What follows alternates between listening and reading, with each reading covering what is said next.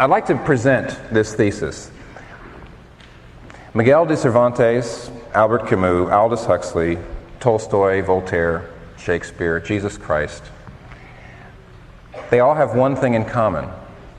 They all have one message in common. They know that the average person is so busy in both work and play that you ratchet around for years and years without asking yourself, what is my reason for doing all this? What is my reason for life? What is the reason I'm doing anything and everything? What's my whole life about? Or, put it another way, when all is said and done, what will I have really accomplished? Why am I getting up in the morning? What's my reason for life? What do they all have in common? They all know they're all great thinkers. And all the great thinkers realize that most of us run around and we're afraid to ask that question. What am I really getting to? What am I really accomplishing? What's my reason for doing things? Yeah, a good example of that is if I saw one of you after the service and after the program here, and I said to you, tomorrow at 2:30, meet me at the corner of 86th and Park Avenue. And you said, why? I said, just meet me there. You'd want to know the reason. And you're busy people. You're probably very busy people. You're doing a lot of important things. And you would say, hey, if I'm going to spend my time, if I'm going to spend an hour getting to see you, seeing you, and getting back or more, there has to be a reason for it or I'm not going to do it. Okay, that's fair enough. You want a reason. And yet, if I ask most of you, what is your reason for your whole life? What is the reason you're doing your job? What is the reason that you're getting married? What is the reason you want to get married? What are you after? When your life is all over, what will you have really accomplished? Many of you will not be able to give an answer. You want to know the reason for me to meet you. You want to know a reason for that hour. You want justification for it, yet you can't justify your own life. Now, who am I talking to? I'm talking to people in general because that's the message of the great thinkers. Let me give you a quick example of this. Tolstoy. I've got a series of quotes here. They're long quotes. You know why? Because it's Tolstoy. All right? 1879, Tolstoy wrote his Confessions, somewhat near the end of his life. And he talked about a huge crisis that he had in his life when he was about 50 years old. And he says this. He had been actually living quite a life. He was very famous. He was very influential. He was really quite well off. And he'd been caught up in celebrity wealth activities and so on. And suddenly he just crashed. Wasn't a midlife crisis. You might have said it was depression, but it wasn't because of the particular circumstances of his life. He crashed and got depressed because he had time to stand back and look at the general circumstances of human life. And he writes this. He says, the question brought me to the edge of the abyss when I was 50 years old. And the question is this: what will come of what I do today and tomorrow? What will come of my entire life? Or, expressed differently, why should I live? Why should I wish for anything or do anything? Or, to put it another way, is there any meaning in my life that will not be destroyed by my inevitably approaching death? And then he goes on, my deeds, whatever they may be, will be forgotten sooner or later, and I myself will be no more. Why then do anything? I therefore could not attach a rational meaning to a single act of my entire life. The only thing that amazed me was how I had failed to realize this from the very beginning. How can anyone fail to see this? That's what is amazing. I'm still quoting Tolstoy now, okay? It's not me. I'm not trying to, okay? How could anybody fail to see this? He says, I was 50 years old before I sat down and said, I can't attach any meaning to what I'm doing. I've never sat back and thought, what good is it going to do? Okay. Let me keep going. That's what is amazing. It's possible to live as long as life intoxicates us. But once we're sober, we cannot help seeing it's all a delusion. There's nothing funny or witty about it at all. It's only cruel and stupid. Now somebody says, Tolstoy, an artist, gloomy. Go ahead. You can call him names if you want, but you're not refuting his logic, I see. He says, if I'm going to die, and if this life is all there is, life means nothing. Because no matter what I do, it won't make any difference. I'll be forgotten. Now you say, Tolstoy, what do you mean he'll be forgotten? He will be forgotten. He won't be forgotten as fast as you and me. But he will be, and he realized that. And he says, it's not funny. You know, at the end of Cheers, the last episode of Cheers, the last 10 minutes is a place where they're all sitting around the bar, and Fraser says, he says, some people think that all life is an accident, and therefore all existence and everything that we do is meaningless. And I think it's somebody says, there's a cheerful thought, and everybody laughs, you know. Tolstoy says it's not funny. He says you're still intoxicated. You're still so busy you don't want to ask the question, what is the reason for my life? What is my life about? Because, he says, the question will bring you to the abyss. That's Tolstoy. But frankly, I could go on with a lot of other quotes, and I won't, to show you that that's really the mark of the great thinkers. They say, stop ratcheting around. Stop being so busy. And stand back and say, what am I really living for? Now, there's a lot of answers to that possible question. I would like to give you the main one that modern people, especially modern people in New York, have given to that question. What are you living for? Now, the main answer that modern people in a place like New York give is, I'm living to be free. I'm living to follow my heart. I'm living to find what I want to do and do it with all my might. Now, that's not the only answer. There's plenty of other ways to answer. But what I'm going to do is I'm going to just take that for the next few moments and try to show you that that is an untenable position. And I'd like to reason with you this way. You want freedom? The great thinkers, Camus, Sartre, other people like that, I'm going to give you a little list here. All people say, all the great thinkers will say, if you want absolute freedom to live your life the way you want, you have got to admit the utter meaninglessness of life. If you want complete freedom, you must face utter meaninglessness.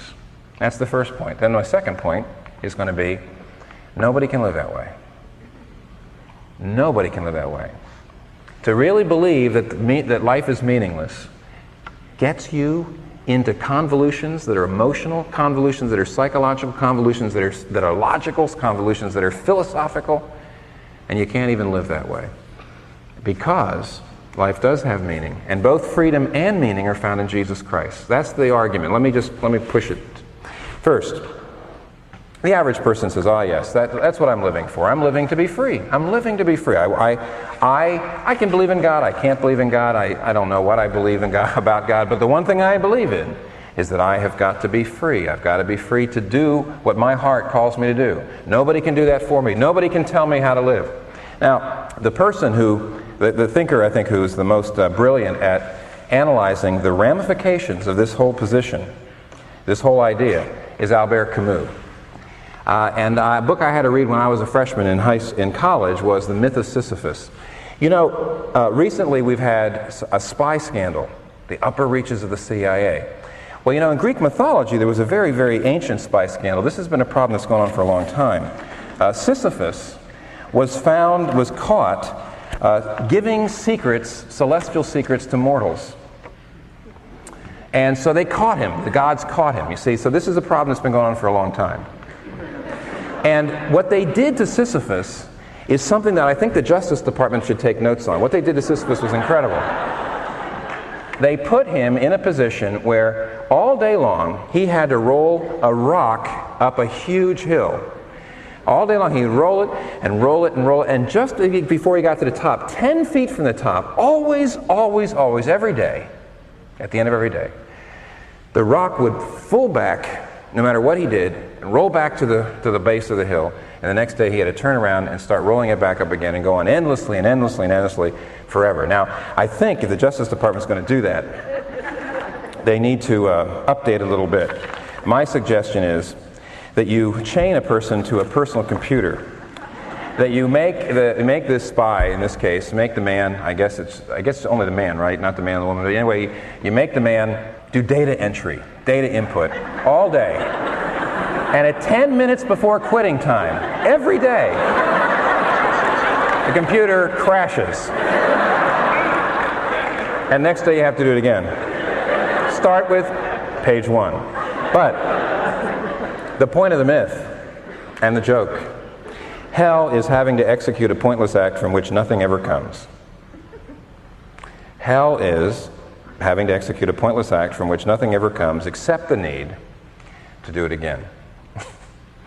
That's hell. And in the myth of Sisyphus, Albert Camus is honest enough to say this. He says, we modern people believe in absolute freedom. Many of us don't believe in God at all. Many of us don't believe in a God that you can know. In other words, modern people generally either believe in no God or they believe there's no God you can really know. And therefore, we believe in no God, or no God you can really know, because we believe in freedom. If there was a God, and if there was a God that we could know, who told us how we had to live, and who gave us the rules and the regulations, well, then we wouldn't be free.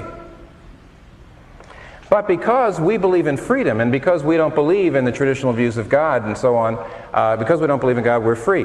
But if we're free, we're all like Sisyphus. And I remember very, very clearly the basic argument of the book. I remember I had to read it and we had to discuss it in freshman class, and it was really quite stunning. But basically it went like this. Camus was saying, all right, think about it this way. Once you realize that you're free, because this life is all there is, there's no heaven, there's no hell, there's no eternal being and so on, you have to realize then that nothing you do makes any difference. Let's just say you decide you're going to live a very compassionate life. Let's just say you're going to this person over here decides they're going to live lives of violence and oppression. Don't you realize in the end, when you die, you rot? Ah, yes, well, but your deeds live on. Yeah, for a little while. But don't you realize the 3 or 4 billion years in which organic life is going to live on this planet is just an eye blink.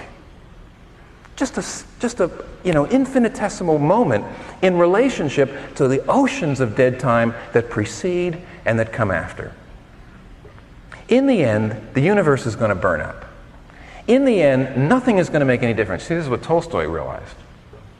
In the end, what you do and how you live makes not one whit of difference. To live a good life, to live a bad life, it doesn't matter. If the Titanic's going down and everybody aboard is about to die, does it really matter whether you go down hugging or mugging? What difference does it make? What difference does it make to you or the person you're mugging? Who cares? We're about to die in 5 minutes. Give me your wallet. What's the guy going to say? He says, what a tragedy. This is my entire life savings. No, what's he going to say? Here, have the wallet. Stab me while you're at it. And Camus says, don't you know what that is? If you're about to die in 5 minutes, hugging or mugging makes no difference. In other words, your life becomes meaningless. But don't you realize you're going to die in 5 minutes, so to speak, anyway? And so will the whole world, and so will the whole universe, and so will the whole civilization. We're all Sisyphus, says Camus. If you want freedom, total freedom, you have a meaningless life. Simple as that. Bertrand Russell put it this way. We're the product of causes that had no provision of the end they were achieving. That is, our origin, our growth, our hopes and fears, our loves, our beliefs are all but the outcome of the accidental collocation of atoms. All of our labors, all of our devotion, all the genius are destined to extinction in the vast death of the solar system. Only within the scaffolding of these truths, only on the firm foundation of unyielding despair, can the soul's habitation be safely built. Yeah, what Sisyphus is saying, what Camus is saying, what Bertrand Russell is saying, if you have absolute freedom, you must realize that everything you do is pointless. If you want absolute freedom, you have to understand that everything you do is utterly meaningless. Oh yes, Camus, Tolstoy, gloomy artists. Refute their logic. Try it. Let me just give you a more up-to-date person. Stephen Jay Gould, who teaches at Harvard, and he wrote an article just a couple years ago in Life magazine on the meaning of life. He puts it this way. He says, we are here because one odd group of fishes had a peculiar anatomy that could transform into legs for terrestrial creatures. And we're here because comets struck the Earth and wiped out dinosaurs, giving mammals a chance they would not otherwise have had available. And therefore, thank your lucky stars in a literal sense. Because the Earth never froze entirely during an ice age. We are here because a small and tenuous species arising in Africa 250,000 years ago has managed to survive by hook and especially by crook. We may yearn for higher answers. Good writing, isn't it? But none exists. We may yearn for a higher answer, but none exists. This explanation, though superficially troubling, if not terrifying, is ultimately liberating and exhilarating.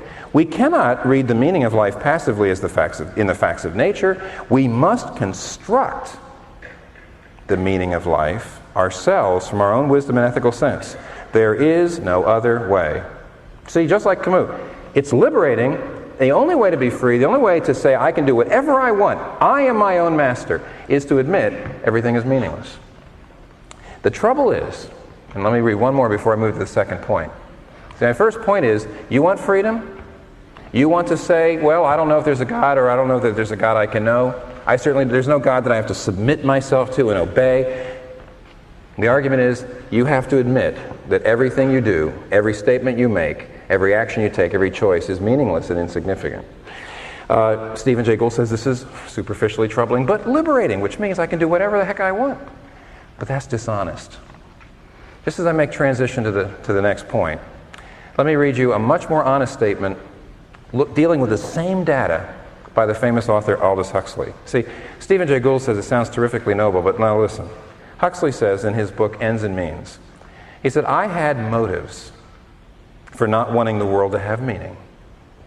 Consequently, I assumed that it had none and was able without much difficulty to find satisfying reasons for this assumption. The philosopher who finds no meaning in this world is not concerned exclusively with the problem of academics. The philosopher who finds no meaning in this world is also concerned to prove that there's no valid reason why he should not personally do as he wants to do, or why his friends should not seize political power and govern in the way that they find most advantageous to themselves. For myself, the philosophy of meaninglessness was essentially an instrument of liberation, sexual and political. Don't you see what he's saying? At least he's being honest.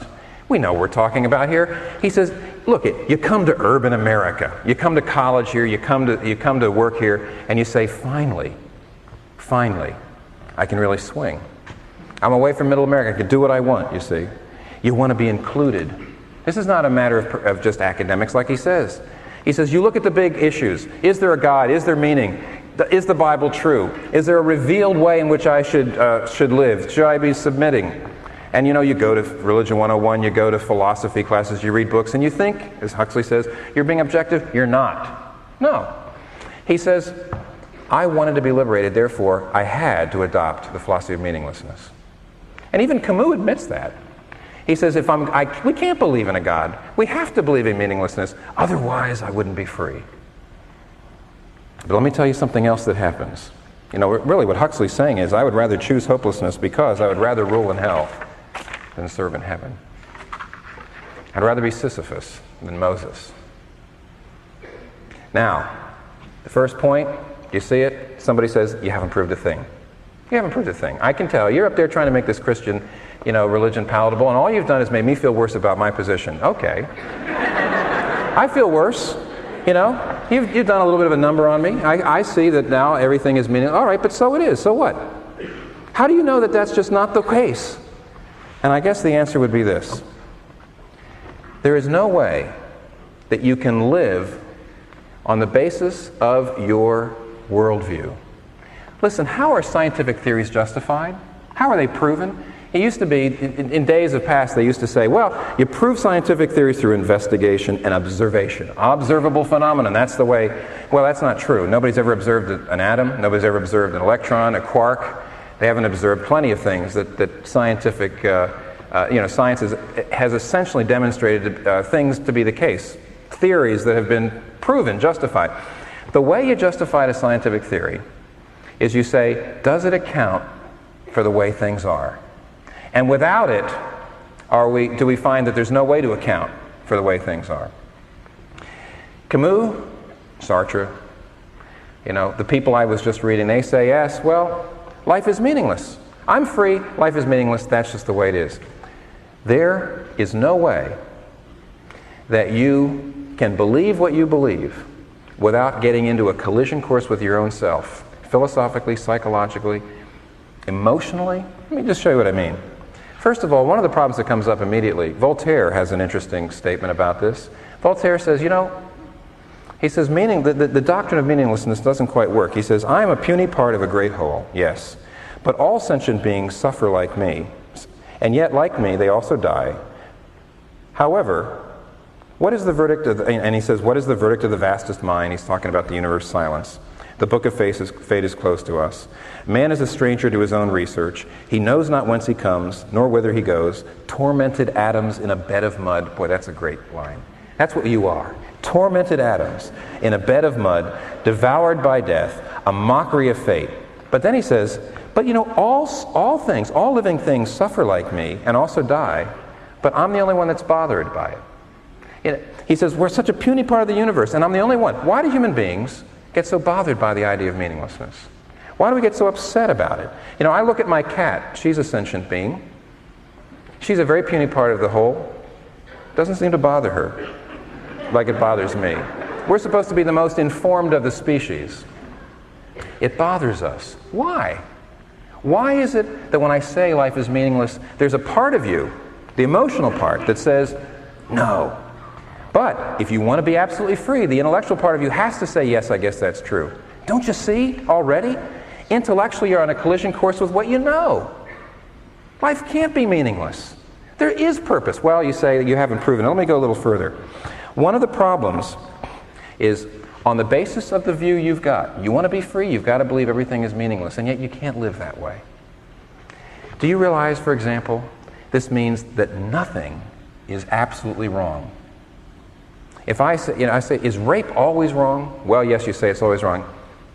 What do you mean it's always wrong? Where do you get this idea of being wrong? Where do you get the whole idea of right and wrong? It's totally subjective. Maybe you can say it hurts, but how can you say it's wrong? Is violence always wrong? Well, I don't know. Is oppression always wrong? I don't know. Yes, you do. But you see, you don't have a basis for saying so. Sartre had one little maxim. It is forbidden to forbid. It's a great maxim. I mean, at least, you know, when you're new in college, you get a hold of that one. And you say, look at that.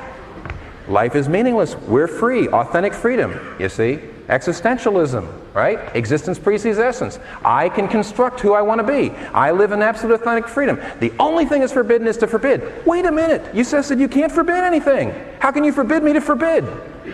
On what basis do you say that I should be forbidding? I shouldn't forbid you. When somebody comes up to and says, you know, all religions are relative, you know, all truth is relative. You can't say that your religion is right, so you must stop trying to convert people. And you know, what's the answer to that? Say, you're trying to convert me. What do you mean? You're insisting that your view of truth, that all truth is relative, is right. And you don't want me to try to convert people. You think that's a very bad thing. Where do you get the idea of bad? You say you shouldn't forbid anything except to forbid, but you can't forbid me to forbid.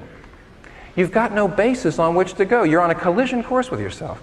There's a guy named G.K. Chesterton who years ago wrote about the real problem of the philosophy that, you know, everything is relative and all life is meaningless. He put it this way. He says, the new rebel in our time is a skeptic and will not entirely trust anything, and therefore he has no loyalty and he can't even be a revolutionary. Now listen. The fact that he doubts everything, and he must doubt everything, bars his way when he wants to denounce anything. For all denunciation implies a moral doctrine, and you can't believe in a moral doctrine if all things are meaningless. The modern revolutionary doubts not only the institution he denounces, but the doctrine of moral truth by which he denounces it. As a politician, he will cry out that war is a waste of life, yet as a philosopher he has to admit that all life is a waste of time. A Russian philosopher denounces a policeman for killing a peasant, and then in his other writings proves that by the highest philosophical theory that the peasant should have killed himself. A scientist goes to a political meeting where he complains that we are treating native peoples as beasts, and then he goes to a scientific meeting where he proves that we are beasts. In short, the modern revolutionary, being an infinite skeptic, which he must be, is always engaged in undermining his own minds. In his book on politics, he attacks persons for trampling on morality, but in his book on ethics, he attacks morality for trampling on persons. Therefore, the modern rebel has become practically useless for all purposes of revolt. By rebelling against everything, he has lost his right to rebel against anything. You know, in the same chapter, Chesterton says, there's a kind of thought that stops thought, and that is the only kind of thought that ought to be stopped. And the thought that we are absolutely free, that there is no God, that everything is meaningless, is the only thought that stops thought. You can't even begin to talk. As soon as you say everything is meaningless, I have to ask you the question, is that a meaningful statement? Do you expect me to understand it? Are you trying to convince me of something? Are you trying to show me that it's true?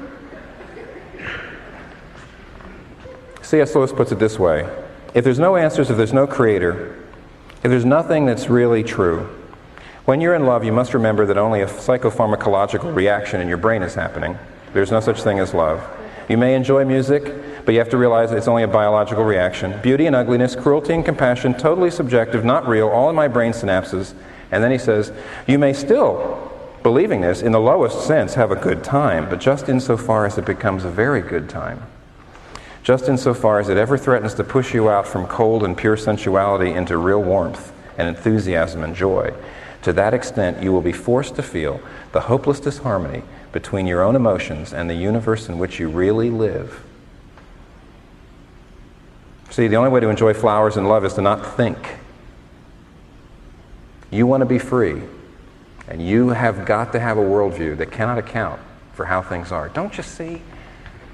If you start with a premise, I'm free and there's really no God or no God you can know, and on the basis of the premise, you have to conclude there's no such thing as evil when you know there is such a thing as evil. You have to conclude there's no such thing as love when you know there's such a thing as love. You have to conclude that human beings are no different than rocks when you know there's a difference between human beings. If you start with a premise and you come to false conclusions, why the heck won't you conclude that the premise was wrong? Why not think about the premise? Why not go back to it? That never happened to me before.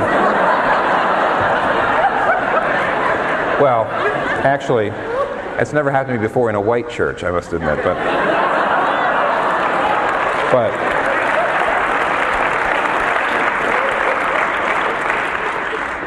I've been a little concerned that all I've been doing is giving you male thinker quotes. Here's one. Dorothy Sayers said years ago, in this world, there is a view that's called total tolerance, but in hell it's called despair. It's the sin that believes in nothing, cares for nothing, seeks to know nothing, enjoys nothing, finds purpose in nothing, lives for nothing, but remains alive. Why? Because there's nothing for which it could die. No freedom, no total freedom, without losing all your meaning. But there's a solution.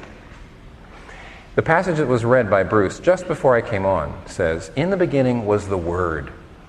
Now, when the gospel writer John wrote that, he was writing in Greek. And in the Greek, he used a word that was absolutely and totally loaded. He used the word logos, from which we get our word logic, but that's not the right translation. The word logos was an absolutely philosophically loaded term at the time because it should be translated the reason for life. See, the Greeks argued over something. The word logos meant, what is the reason for something? Example, if you see somebody trying to pop popcorn in an espresso maker, you go to them and you say, all right, let me explain to you why the popcorn is of such poor quality. You don't know the purpose, the telos, the logos, these are all the Greek philosophical terms. You don't know what the design of that thing was. It wasn't built to make popcorn, it was built to make espresso. And you see, if you use something and you don't honor its logos, its reason for existence, its design, what the designer put into it, if you don't honor it, it can't reach its potential. Let me go one step further. If you see somebody cooking weenies on a space heater in their apartment, you better say, don't do that. That's not what it was built for, and in this case, it'll be dangerous. You could burn down the place. Well, the Greeks said, you know what? If when you find the reason, the purpose for an object, it reaches its potential, what if we found the reason for life? If we found out the reason why we were created, why we were designed, and we conformed to that and honored that, we'd be free. We'd reach all of our potential. And the Greek philosophy groups went back and forth for a number of years trying to say, this is the reason for life, this is the reason for life. By the time Of the time of Jesus Christ, the Greek philosophical schools had gone into utter despair. They couldn't agree. And basically people started to say there is no reason for life. There's no logos. And of course that began to sift down into the culture. Because you see, when there's no reason for life, when everything is meaningless, the culture falls apart because you start to say, who's to say what's right and wrong? Why make a contribution? Why love my neighbor? And along comes John. And he drops this unbelievable bombshell and he says, there is a logos. If there's a design, there's a designer. We know there's a design. And if there's a designer, the logos has come. I can show you what the reason for life is, but it's not an abstract philosophical principle. It's a person. The designer has punched a hole in the roof of the world and he has descended. And you were built not just to honor some philosophical principle, but you were built to know and love this divine personage. And that when you know him and when you serve him and when you love him and when you find out what he built you for and when you comply with it and you submit yourself to him, you find out who you are. You know, if you have a sailboat, you sail on the water and you sail into the wind at the right angle and you soar. And would you ever say, in the name of absolute freedom, I am going to sail my sailboat down Broadway? Well, otherwise I'm not free. You would never dishonor the design of your sailboat to do that, because by dishonoring its design, its logos, you destroy it. And that's what's happening to anybody who doesn't know and love the logos. Jesus Christ. What's your alternative to John's claim? The alternative is go manufacture your own logos. But what is it going to be? What is your purpose? What is your reason for life? Your beauty? You'll wrinkle. Competition? Somebody will come along and do a better job. In the end, you'll end up staring into the fire. Because no matter what your chosen logos is, it'll never help you answer the questions we've been talking about tonight. It'll not help you face death. In the beginning was the reason for life. And he was with God. And that reason for life became a human being and dwelled among us, and we beheld his glory. Glory as of the only begotten of the Father, full of grace and truth. Let me pray to finish. Father, we ask that you'd help us to understand these things and apply them to our lives. And we ask that you would answer this request through the agency of your Holy Spirit in our hearts and through Jesus Christ. It's in his name we pray. Amen.